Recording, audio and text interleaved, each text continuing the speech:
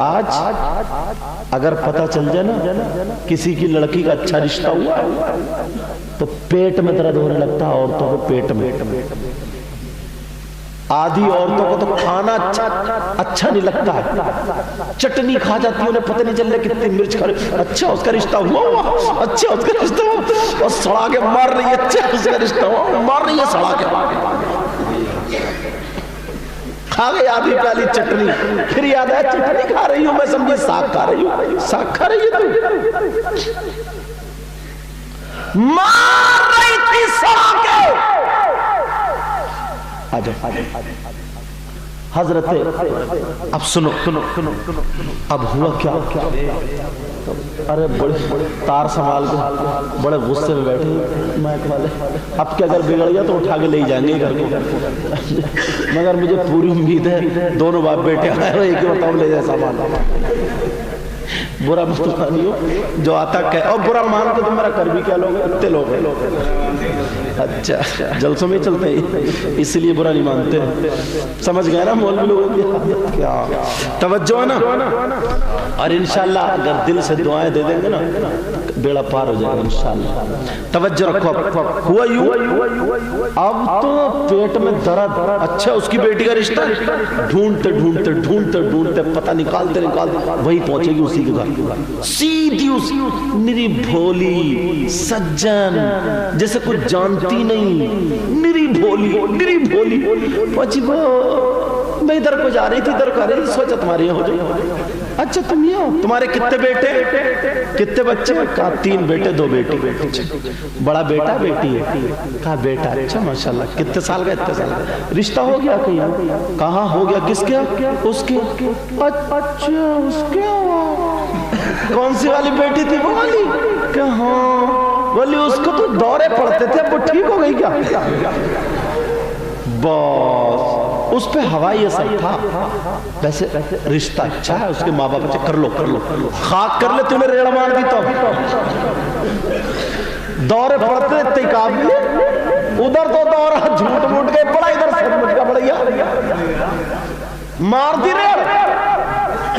और पहले कैसे रिश्ते ढूंढे जाते कैसे रिश्ते तलाशे जाते थे। बेटी जब घर से निकलती थी, मालूम है इन पुराने लोगों से पूछो, पुराने अगर बुजुर्ग हो तो कोई, या चले गए सब? अच्छा चलो है गांव में तो होंगे ही, हंस गिर या गांव से भी चले गए। तवज्जो रखो, अल्लाह ताला उम्र में बरकत अता फरमाए।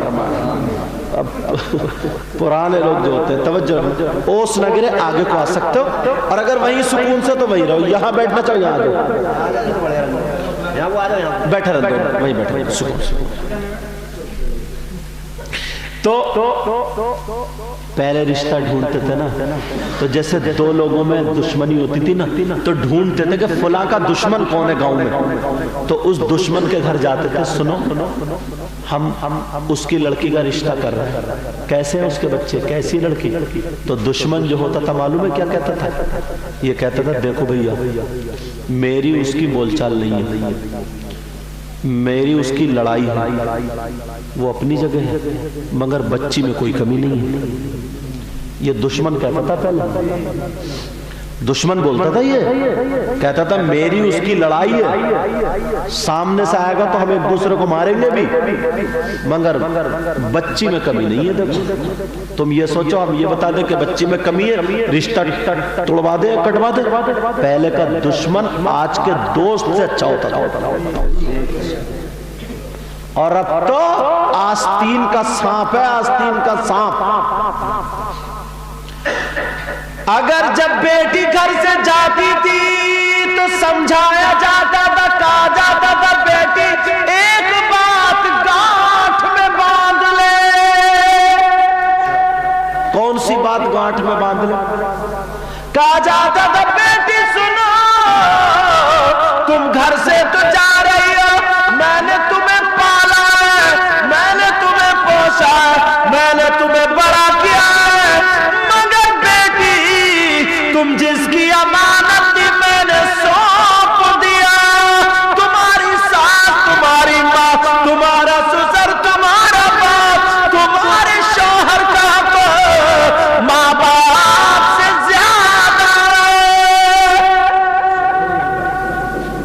कहते थे, अगर ऊपर के माइक बंद करने को कोई कहता हो तो कर सकते हो,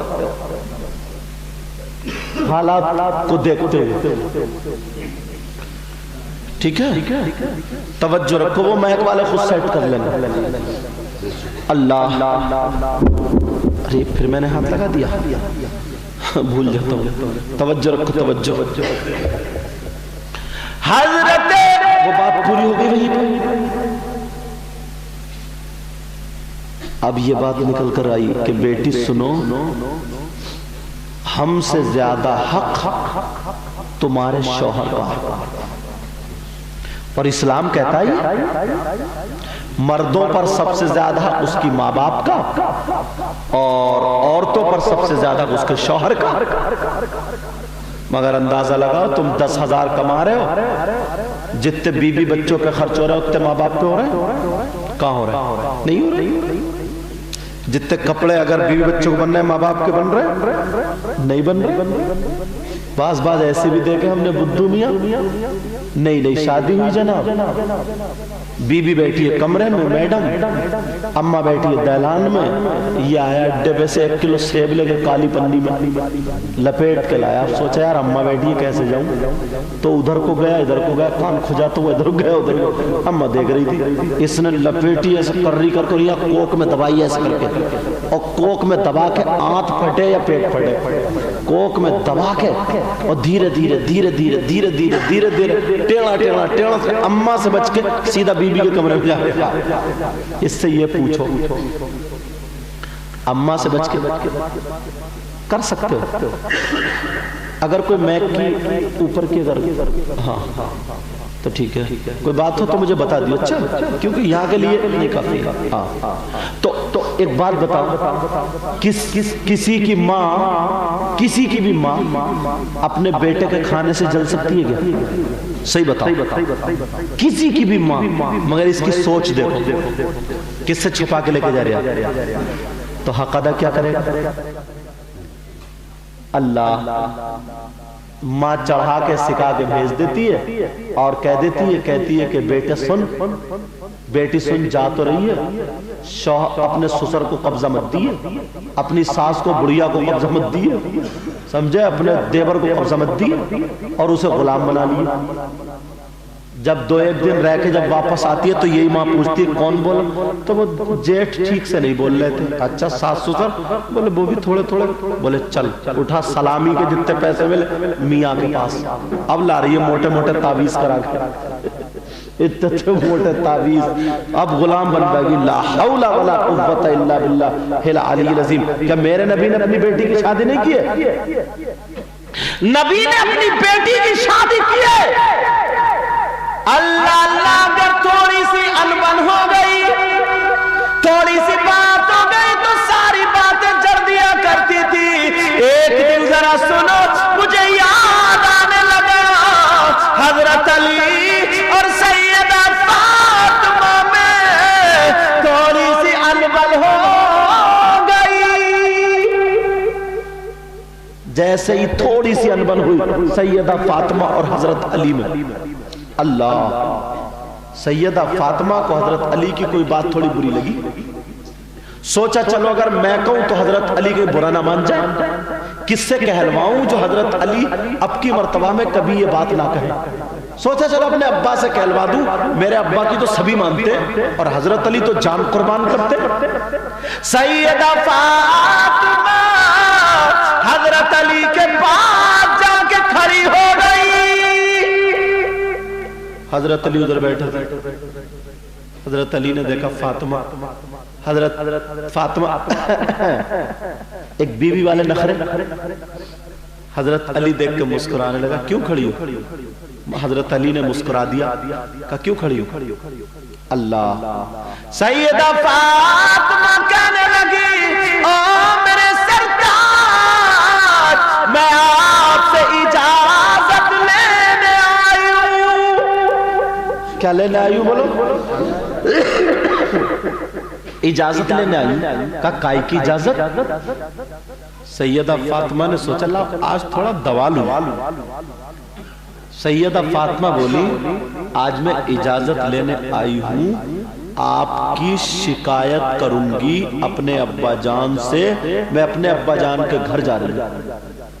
अल्लाह, जब इतना कहा हजरत अली बोले मेरी शिकायत और मेरे आका से और नबी की बेटी फातिमा, तुम इसकी इजाजत लेने आई हो?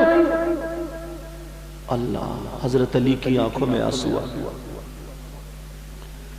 और रो करके कहने लगे फातिमा, तुम मेरे घर में 3-3 दिन भूखी रही, मगर आज तक तुमने मुझसे कुछ मांगा नहीं।